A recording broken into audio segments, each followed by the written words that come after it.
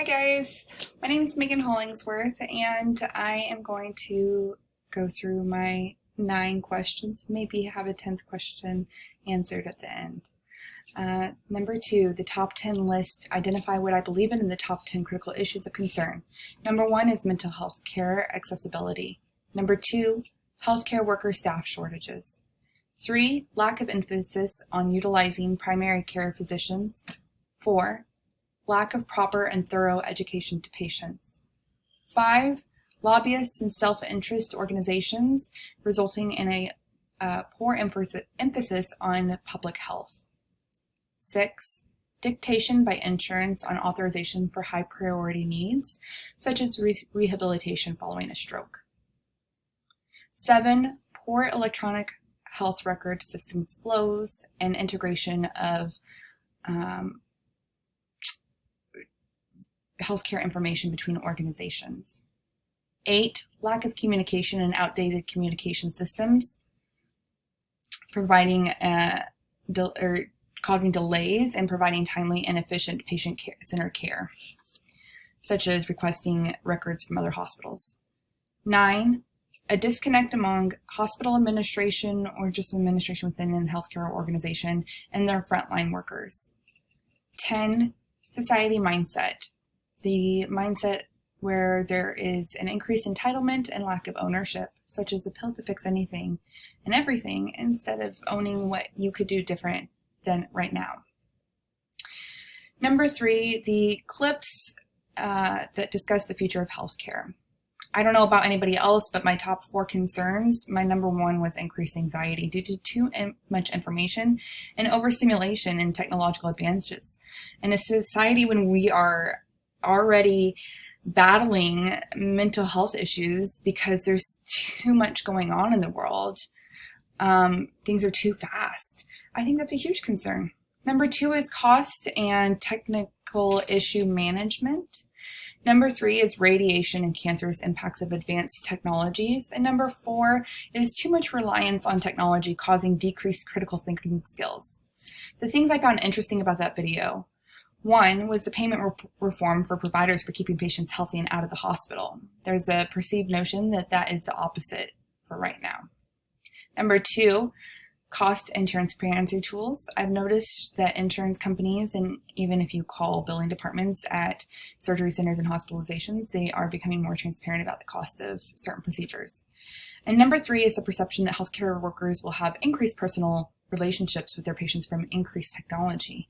I'm finding that's not true currently, but I would be interested for that to be a true statement.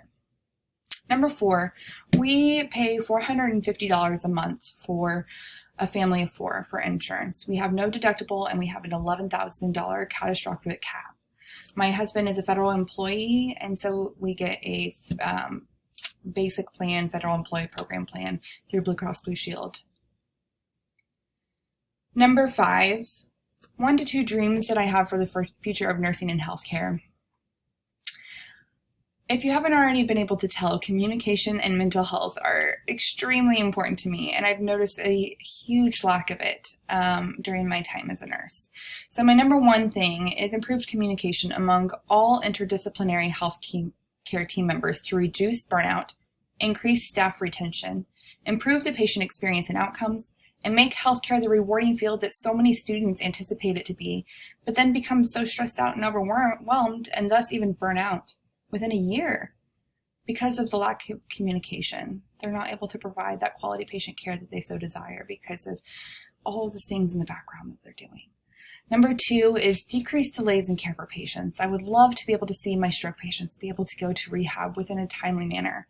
Improved education to patients and utilizing different ways to educate patients based on their learning styles and the motivating factors that are important to them. Number 6, sharing the 2 things that you may find interesting about me. Number 1, I put 2 in there, is I play violin and I have my own photography business. You can look me up on Facebook. I haven't posted anything to my photography page for a while, but I'm getting back into it. It's Megan Hollingsworth Photography. I'm a somewhat amateur, self-taught.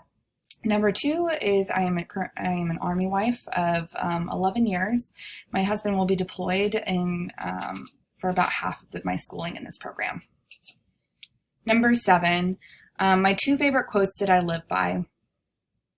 Everyone is fighting a great battle you know nothing about. Be kind always, and seek first to understand, then to be understood.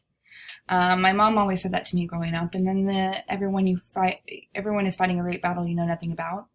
That one was from a high school teacher that actually suffered an illness, and that was on his wall. So I always remember that one. And of course, they tie back to the mental health aspect and communication. They're really important to me because I think if we listen to each other and if we recognize that everybody's going through hard times, then we become more empathetic automatically. Number 8, I enjoyed listening to Berwick's speech.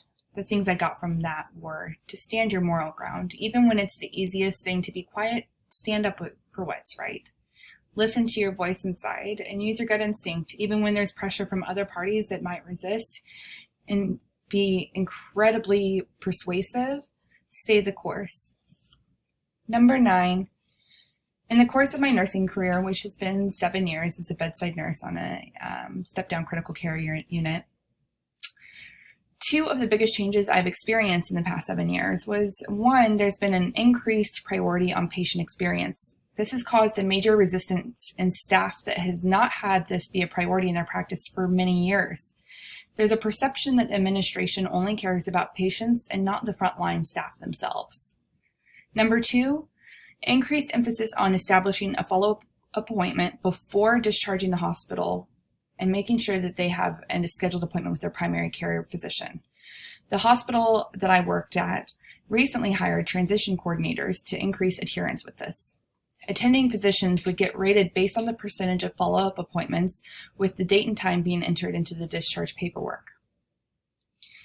Number 10, I thought I'd come up with something witty at the end, but basically I'm just really looking forward to this class. I'm really looking forward to discussions with all of you, and I really enjoyed this assignment, and I hope you all have a very blessed day.